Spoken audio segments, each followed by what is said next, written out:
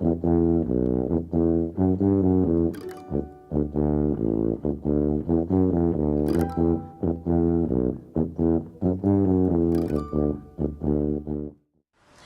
I'm Rabbi Shari Shamah, the Jewish Family Specialist here at the JCC, and this is my Moment of Torah.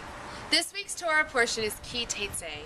We're heading towards the end of the book of Deuteronomy, and this week's Torah portion has more laws. Now, of course, remember that as Moses is heading towards the end of his life, he has lots of laws that he wants to share with the Israelite community, so we can be mindful of all the things we need to remember to be a good community. But this week's laws deal more with laws pertaining to family, to individuals, especially to women's rights.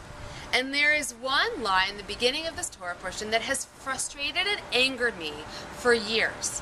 From the time that I was in rabbinical school and I was researching this Torah portion for a project, this one law has jumped and stood out and said, why? So how can we reconcile this in 2013? So let me tell you the law. The law says that if a mother and a father have a child who's wayward and defiant, they're allowed to, if they both agree, take him out to the center of the town and have the elders in the community stone him to death for being a glutton and a drunkard. What? You're allowed to stone a child to death if he doesn't heed his mother and father? Really? Now, as a parent, I can tell you that there are times that my children do things that just frustrate me. They annoy me, and there are times that I might want to strangle them. Mythically, of course, because I would never want anything to happen to my children. I might want to scream out loud, but I don't want anything to happen to my children. I can't imagine it. Poo, poo, poo. But to stone a child to death because he doesn't heed his mother and father? Now, I can also understand that perhaps I'm not able to speak to this law because, thank God, I have never had my children do something that is so heinous and so terrible that I can't reconcile them living in society.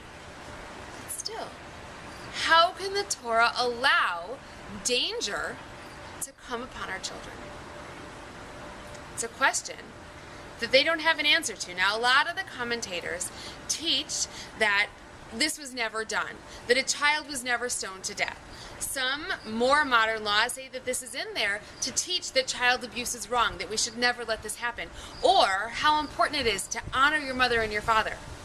Those are ways to address it on either side. But still, it makes me wonder, why? Why was this included in the Torah? What were children doing back in Torah days that were so terrible?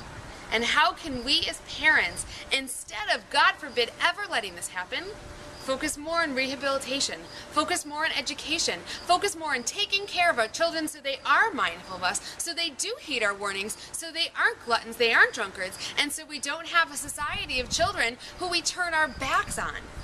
We have to do education. We have to step in a lot earlier than the Torah did, and we can't allow this to happen in today's day and age. And that's my Moment of Torah.